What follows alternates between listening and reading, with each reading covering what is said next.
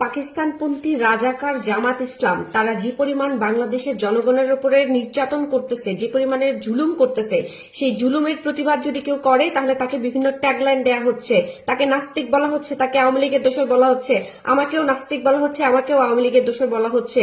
আমি প্রতিবাদ করার ফলে যদি আমাকে এইসব ট্যাগলাইন শুনতে হয় তাহলে আমি মেনেই নিলাম আমি একজন নাস্তিক, আমি শুধু আওয়ামী লীগের দোসর না, আমি আওয়ামী লীগই করি, সেটাও মেনে নিলাম। আমি তাদেরকে বলবো, আমি বাংলাদেশের সমস্ত মানুষকে বলবো, আপনারা সবাই এই জামাত ইসলামের বিরুদ্ধে রুখে দাঁড়ান। আদারওয়াইজ যারা যারা আপনারা মাঠে নামবেন না এবং জামাত ইসলামের বিরুদ্ধে দাঁড়াবেন না, তারা সবাই নাস্তিক। জামাত ইসলাম জঘন্য কাজ করতেছে বাংলাদেশে, প্রত্যেকটা মানুষকে ধরে ধরে নির্যাতন করতেছে, জুলুম করতেছে। এই জুলুম সহ্য করার মতো না। তারা পাকিস্তানি, তারা হচ্ছে রাজাকার, তাদেরকে কোনোভাবে বাংলাদেশে ঠাঁই দেওয়া যাবে না। এবং সবাইকে এই ব্যাপারে অবশ্যই সচেতন হইতে হবে এবং সবাইকে এই ব্যাপারে রাজপথে নামতে হবে। এদের চিহ্ন পর্যন্ত আমাদের দেশে রাখা যাবে না। এরা নাস্তিক, জামাতের আমির নাস্তিক, জামাত শিবির যারা করে সবাই নাস্তিক। জামাত প্রচন্ড রকমের পাকিস্তানপন্থী একটা দল, এই দলকে নিশ্চিহ্ন করে দিতে হবে বাংলাদেশ থেকে।